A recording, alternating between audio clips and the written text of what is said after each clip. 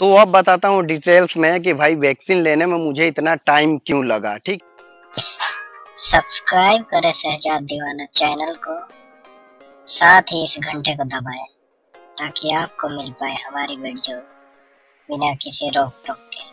अस्सलाम वालेकुम, नमस्कार व सत श्री अकाल दोस्तों, मैं हूं आपका दोस्त मोहम्मद शहजाद और आप देख रहे हो शहजाद दीवाना ब्लॉग्स। यार बोल रहा हूं ना, कोरोना काल में अच्छे अच्छे लोगों का बैड लक चल रहा है, जैसे कि मेरा। यानी यार क्या बताऊं, परेशान हूं एकदम। ठीक है, जैसे कि मैं मेडिकल कराने गया था ना, तो उस समय पूछा था कि सर मैं वैक्सीन ले लूं कि नहीं। तो उन्होंने कहा था कि शहजाद आप पहला डोज ले लियो तो दूसरा ले लो।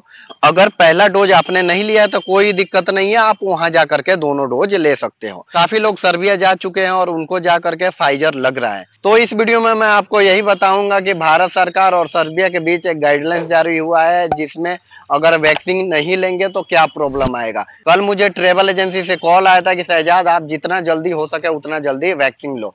तो अभी मैं आया हूँ वैक्सीन लेने के लिए और बसंती को पार्क किया हूँ यहाँ पर।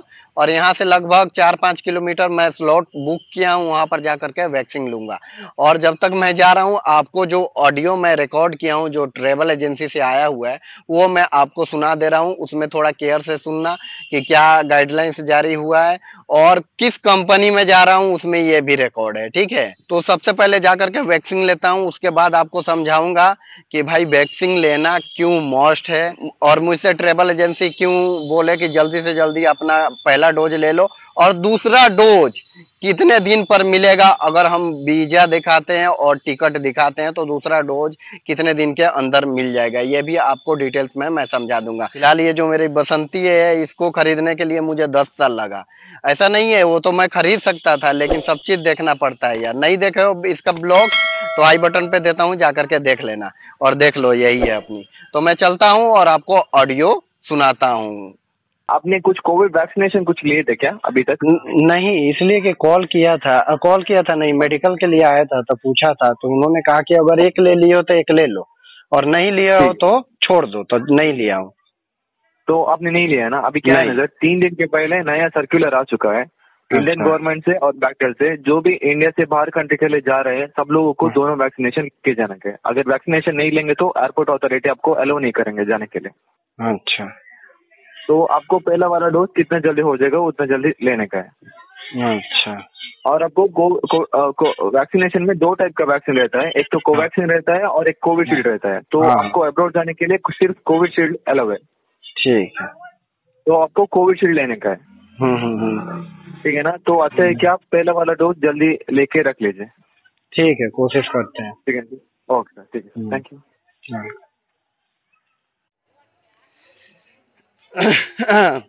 तो काफी मुशक्कत के बाद हम लोगों का जो वैक्सीन का था, वैक्सीन लेना था, वो तो अब पूरा हो गया। अब जाता हूँ किसी अच्छी जगह, फिर डिटेल्स में बताता हूँ और एक हमारे सब्सक्राइबर हैं उनसे भी मुलाकात कराता हूँ।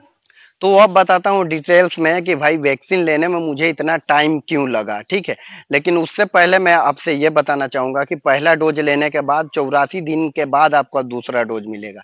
लेकिन वहां पर मैं गया था तो काफी लोग आए थे जो कि अपना पासपोर्ट का जीरोक्स और फिर से वीजा का जीरोक्स और उसके बाद एक आवेदन था। आवेदन में यही मेंशन था कि भाई मैं बाहर रहता हूँ, विदेश में रहता हूँ, मेरे पास वीजा है और मुझे 28 दिन के बाद दूसरा डोज देने की अनुमति चाहिए। और वो अनुमति कहाँ से मिलता है? तो वो मिलेगा आपको कोविड का जो हॉस्पिटल है वहां से, वो स्टंप मार कर देंगे और उसके बाद सिग्नेचर करेंगे, तभी आपको दूसरा डोज मिलेगा। तो ये तो हो गया भाई, जो भी पहला डोज लिए हैं अगर इस तरीके से अगर जाएंगे तो दूसरा डोज भी इनको मिल जाएगा। यानी एक आवेदन लेकर जाएं, कोविड का जो हॉस्पिटल है, यानी जो कोविड का अधिकारी रहते हैं जहाँ पे आपके नियरेस्ट होगा ब्रांच उन लोगों का, वहां पर जाकर के अप्रूवल लेकर के आप जाकर के दूसरा डोज ले सकते हैं। अब मेरा इतना लेट क्यों हुआ? इसलिए क्यों, वो लोग मना किए थे कि भाई नहीं लियो तो वहां पर जाकर के ले लेना। और पहले भी मैं आपको बता दिया हूँ कि वहां जाकर के जो फाइजर है वो मिल रहा है उन लोगों को। तो ट्रेवल एजेंसी भी बोले कि कोई दिक्कत नहीं है, आप रहने दो, वहां पर जाकर के मिल जाएगा, कोई दिक्कत नहीं है। लेकिन अभी क्या है कि अगर वैक्सीन लिए ही नहीं है तो एयरपोर्ट पर एंट्री ही नहीं होगा। जब एंट्री नहीं होगा तो वहां जाएंगे कब? ये देखो, ये 3 दिन पहले का अपडेट है, यानी क्या बताएं यार, ऐसा ऐसा बैड लक चल रहा है कि क्या बताएं। तो आप लोगों से भी रिक्वेस्ट है कि अगर वैक्सीन नहीं लिए हो तो ले लो। मेरे ख्याल से आप लोग ले लिए होंगे, इसलिए कि मैं फंसा था कि लग रहा था कि 10 दिन में चला जाऊंगा, 5 दिन में चला जाऊंगा, इसकी वजह से फंसा था। इसलिए कि अगर एक डोज ले लिए तो फिर 28 दिन रुकना पड़ता।